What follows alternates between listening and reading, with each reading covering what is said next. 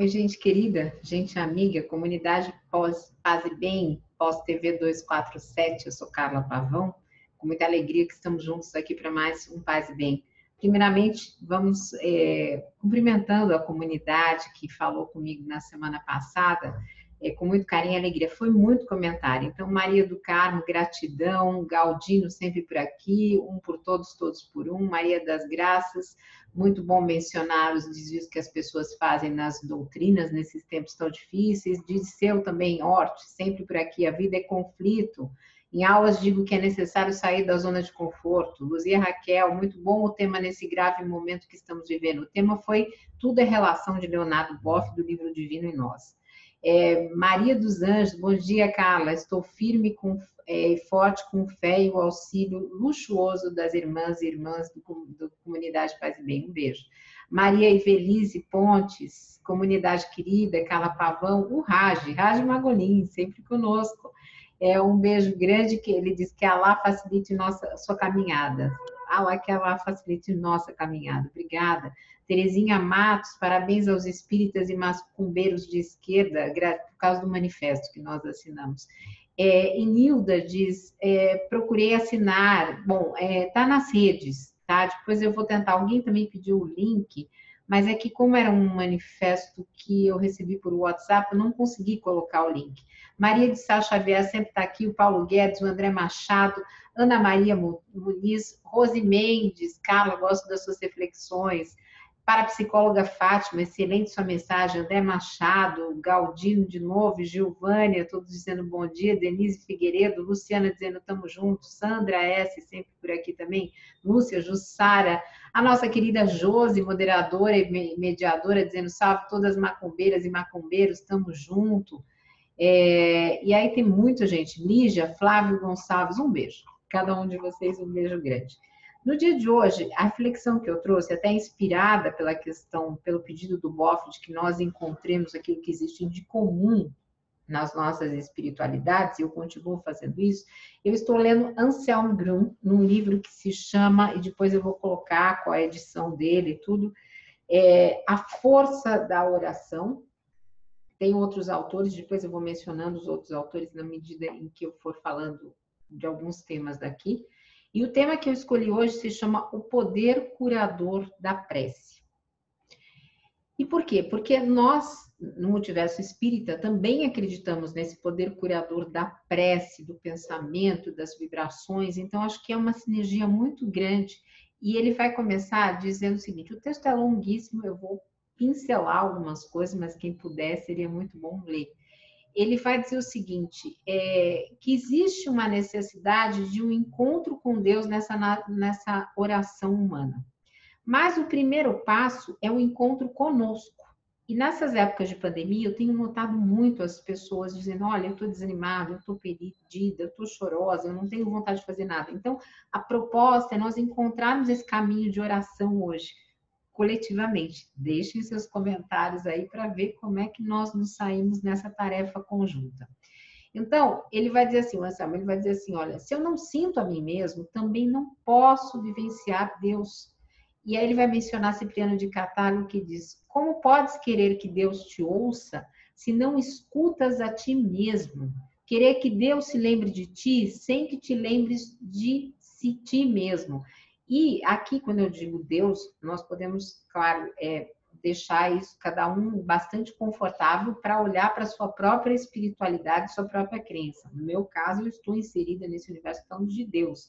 Mas quem é de Alá, quem é da Macumba, do Candomblé, de todas as outras espiritualidades, sintam-se abraçados, só substituam a palavra.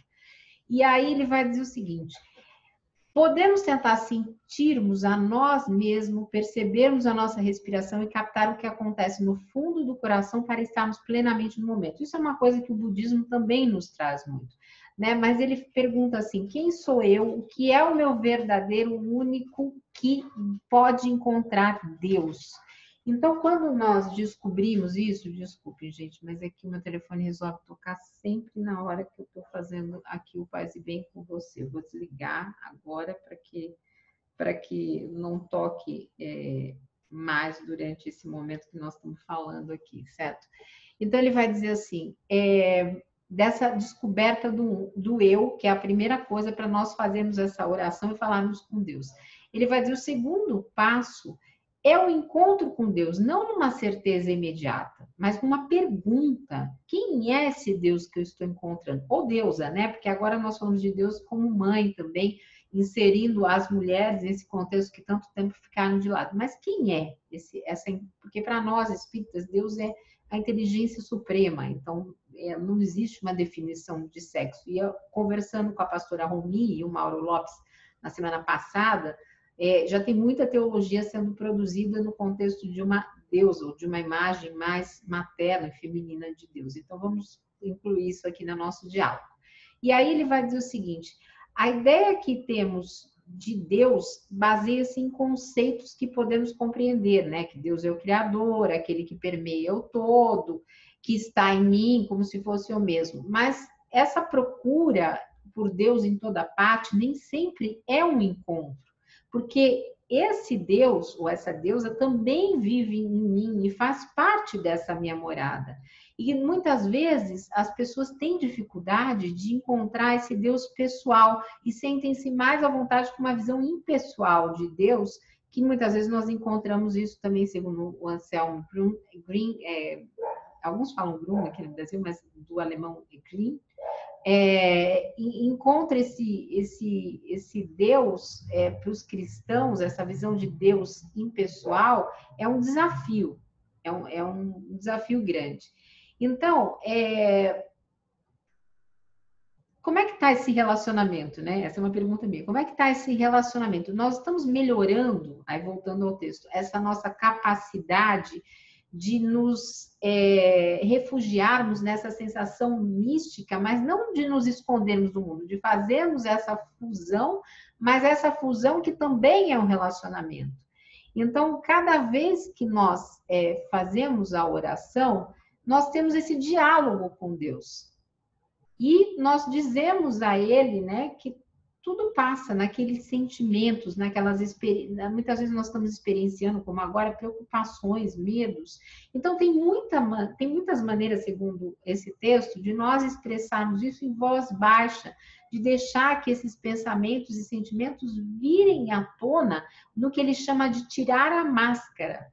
Agora nós estamos na época de colocar a máscara, mas colocar a máscara para a pandemia, mas tirarmos a nossa máscara ao nos expormos a Deus. Então, esse é um método, segundo o aconselhamento espiritual do Anselmo, que nos traz paz. Que é justamente nessa prece em que o que vem de nós, muitas vezes, nem sempre é bom. Nem sempre é positivo. Às vezes vem antigas enfermidades, ofensas sofridas, mágoas, antigos sentimentos de culpa, tudo isso às vezes pode voltar na hora da prece. Mas é o sinal de que nós contatamos esses nossos sentimentos. E aí nós sentimos, e nesse sentimento nós nos entregamos a essas emoções, a esses sentimentos, a essas mágoas, a essas enfermidades. Para quê? Para untar e curar nossas feridas com o bálsamo do amor. Veja que maravilha isso. E daí ele vai citar o caso de Santa Teresa de Lisieux. Eu não sei se eu estou falando certo, porque eu não falo francês. Se eu não estiver, se escreve Lisieux com X no final, vocês me corrijam aí na descrição do vídeo. Santa Teresa de Lisieux, ela descobriu e adotou um caminho para encarar de frente a si mesmo, que a libertou de tendências narcisistas. Então, ele vai citar um psicólogo suíço que se chama Grégory Joterran, acho que é isso. E ele escreveu um livro que eu vou falar o nome do livro em alemão porque está aqui, mas eu vou falar ele em português, tá? Mystik als Heilweg. E von narzisstische Grandiosität zu Demut am Beispiel das kleinen Wegs der Santa Teresa de Lisieux. Acho que eles dizem. Que quer dizer o seguinte: a mística como meio de cura, a passagem da arrogância narcisista para a humildade, segundo o exemplo do pequeno caminho de Santa Teresa. Então, o que ele vai contar nisso? Ele vai contar que o narcisismo se desenvolveu na Santa Teresa desde a infância. E por quê? porque sua mãe era doente e entregou aos cuidados de uma babá. E sua mãe morreu quando ela estava com 4 anos e ela reagiu a esse sentimento de perda com ideias de poder. Então, a pequena rainha é competente na arte da mãe e sabe manipular os outros quando quer. E a sensação de poder é uma reação ao narcisismo, mas não uma cura. Então, no convento, o que acontece com Santa Teresa? No princípio, ela desenvolve um método espiritual para lidar com os traumas que a levam ao narcisismo, mas de um modo que ela não precisasse encarar de frente a própria realidade. E nós, muitas vezes, temos muito disso, né? E aí ela conhece a imagem do elevador divino que sobe, levando os pequeninos à união com Deus. Ela fica fascinada por essa ideia, mas ela deduziu que ela poderia voltar à infância e nela permanecer para sempre, sem precisar crescer. E passou a observar a si mesmo como uma criança, a menor de todas, achando que assim teria mais facilidade de puxá-la para cima no elevador, entendeu? Porém, ela descobriu no meio do caminho espiritual dela, que ela realmente podia se curar. Então, ela imaginou o quê? Ela imaginou o amor de Deus como uma espécie de água curativa. Veja que coisa bonita. Porque a água penetra em tudo e sempre atinge as regiões mais profundas. Assim, ela viu de frente o que ocorria no interior dela e entregou a Deus sua incapacidade de corresponder às expectativas das irmãs do convento, suas suscessibilidades, suas manias e aversões. Assim, o amor de Deus jorrou como água do fundo da alma dela, curando suas fraquezas na medida em que se conscientizava delas. Ela foi se libertando do ego, não esse ego regulador das nossas funções emocionais, é isso eu estou dizendo, e psicológicas, mas aquele que nos coloca muito numa posição de destaque, diferente do outro. Então, quando ela tomou consciência das suas chagas, ela se libertou desses sentimentos mais negativos e narcisistas. E aí ele vai recomendar, o Anselmo Bruno, ele vai recomendar 2 exercícios. Que é assim, conversar com Deus em voz alta por meia hora. Veja que coisa bacana. Dizer o que mais afeta, preocupa, o que sente. Na medida que nós vamos ouvindo nossa própria voz, nós vamos notar que essa conversa muitas vezes é padronizada. Que nós não estamos sendo espontâneos. E aí nós nos damos conta, dizer, puxa, nada disso tem a ver comigo. Estou sendo superficial. Então, o que realmente me afeta? Né? Quem sou eu de fato? O que eu tenho de verdadeiro a transmitir a Deus? E esses pensamentos que me ocorrem quando me dirijo a Ele, o que realmente interessa disso e devo dizer? E quando nós falamos em voz alta, nós nos colocamos numa situação que nós vamos nos obrigando a sermos francos. Eu que o diga aqui com o Paz e Bem, gravando Paz e Bem. Então, não dá para você se esconder de si mesmo. Você passa a falar abertamente com Deus. E a outra prática, ele chama de exercício do porteiro. Mas como eu não gosto de usar porteiro, porque eu acho que pode soar uma discriminação com alguma profissão, então eu vou dizer que vou tomar a liberdade de usar um outro termo para Anselmo Bruno. Vocês me desculpem essa ousadia, mas eu vou dizer que é exercício da portaria, porque na portaria todos nós passamos em algum momento. E ele vai dizer o seguinte, e esse exercício é proposto por uma pessoa que se chama Evagrio Pontico. E ele vai dizer que é assim, na carta que da parábola de Jesus sobre o homem que foi viajar, que está em Mateus capítulo 13, versículos de 33 a 37, e deixou sua casa aos cuidados dos servidores, ele diz assim, ordenou ao porteiro, ou ordenou à pessoa da portaria, independente da profissão, que mantivesse vigilância. E assim, ele escreve, essa pessoa escreve aos seus amigos, todos nós devemos ser bons porteiros, ou ter boas portarias, devemos perguntar aos pensamentos que batem à nossa porta da nossa casa interna se eles são nossos conhecidos, se são estranhos ou se vêm para nos prejudicar. Então, sentar meia hora num quarto, rezar, sem meditar, sem ler, sem refletir e deixar que os pensamentos venham. E aí você pergunta, o que tem para mim nesses pensamentos? O que se esconde por trás? O que me alerta de uma coisa? Será que eu estou querendo ter posse de algo? Como é que está isso?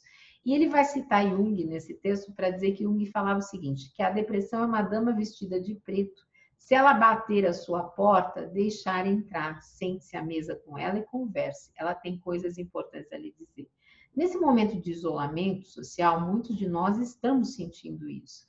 Então, esse encontro com Deus no silêncio, sem fazer nada, é um ato, na verdade, de ouvir a Deus, segundo Anselmo Green.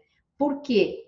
Nessa escuta, normalmente nós usamos Deus para jogar tudo aquilo que a gente precisa falar. Mas essa escuta ativa, sem palavras, sem ter dito nada, é que nos torna mais calmos, nos aquieta a mente. E aí começam a vir os verdadeiros pensamentos. Então, no silêncio, eu me coloco diante de Deus, olho para ele ou para ela e ela me olha. Assim, o amor penetra a nossa alma e abençoa a nossa presença e nos envolve. E aí ele vai discorrer bastante, um pouco mais sobre Deus, mas tem uma outra parte, porque são mais de 20 páginas de texto, que eu queria trazer para vocês, porque nós estamos chegando ao final, que é sobre o reino de Deus. E essa é é um desenvolvimento de reino de Deus que também existe essa vertente dentro do Espiritismo. Então, eu queria trazer para vocês. Ele vai citar Lutero aqui no Reino de Deus. Ele vai dizer que Lutero traduziu melhor o Reino de Deus, dizendo: o Reino de Deus está dentro de nós.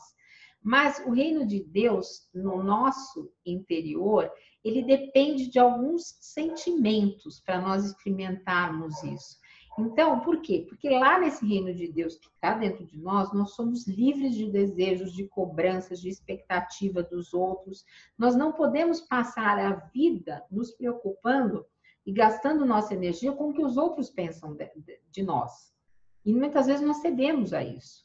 Nesse reino de Deus, nós somos sãos e completos. Então, palavras agressivas não mexem conosco no plano emocional.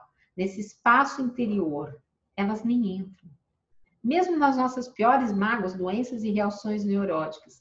Nesse espaço interno, nós somos originais e autênticos, porque nós nos reconhecemos na imagem original. E isso também nós temos no Espiritismo. Nós nos reconhecemos como deuses, né? De certa forma, entre aspas, e com Deus minúsculo, mas é esse Deus que Deus deu a cada um de nós.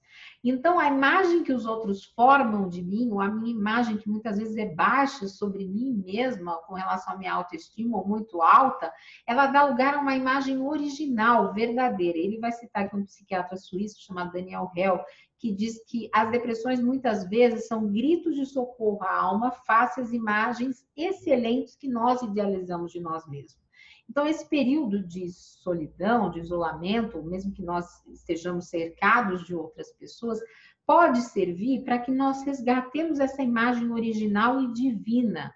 Não temos como explicar como é isso, mas nós temos uma sensação viva de que, apesar do caos, tudo está em ordem. O Saramago dizia isso, né? Que o caos é uma ordem no universo, né? Então, quando nós encontramos, nós estamos nesse ser original, nós nos livramos da necessidade opressiva de demonstrar capacidade, de demonstrar talentos.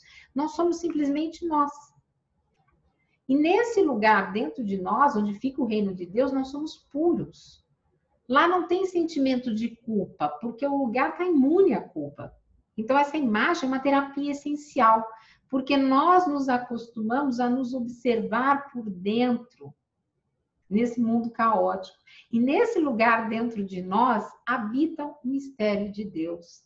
Não o mistério de algo insolúvel, mas dessa mística, desse encontro na oração. Nós estamos em casa, comigo e com Deus.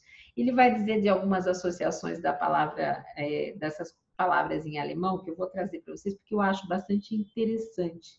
Heim, que é lar e casa, Heimat, terra natal e, por extensão, origem, Geheimnis, que é um mistério ou segredo, ou intimidade e essência. Então, ele fala, só é possível estar daheim em casa, onde o Geheimnis, ou seja, o mistério, também reside.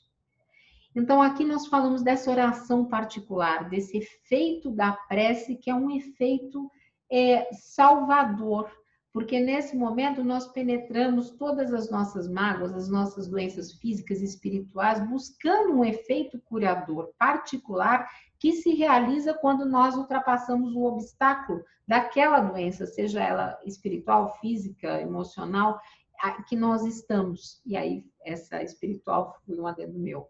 Então, outra maneira de nós praticarmos tudo isso também é rezando pelos outros. E esse rezar pelos outros, ele nos leva aos efeitos psicológicos, e o Espiritismo também acredita muito nisso, que é de fazer bem para as pessoas, mas também estar recebendo essa ajuda. Né? Nós ajudamos pela prece, quando nós entregamos o problema para Deus, para que, no caso do catolicismo, dos cristãos, para que Deus resolva, mas nós espíritas acreditamos que nós também levamos uma parte nossa para isso. Então, aí o Anselmo Brito vai concluir citando duas parábolas do Evangelho de Lucas, e nós estudamos recentemente com o professor Pedro Lima Vasconcelos os Evangelhos de Lucas no curso de Jesus Histórico. Então, ele vai dar primeiro a parábola da viúva e do juiz ateu, que o juiz resolve atender a viúva porque achou que a viúva ia deixar louco. Isso está em Lucas, capítulo 18, versículo de 1 a 8, depois, acho que no versículo 4 está mais enfatizado isso. Então, ele vai dizer o seguinte, que quando se ouve, o juiz ouve aquele chamado da viúva, é um caminho de direito à vida, onde ninguém pode nos ameaçar, é um primeiro caminho de justiça.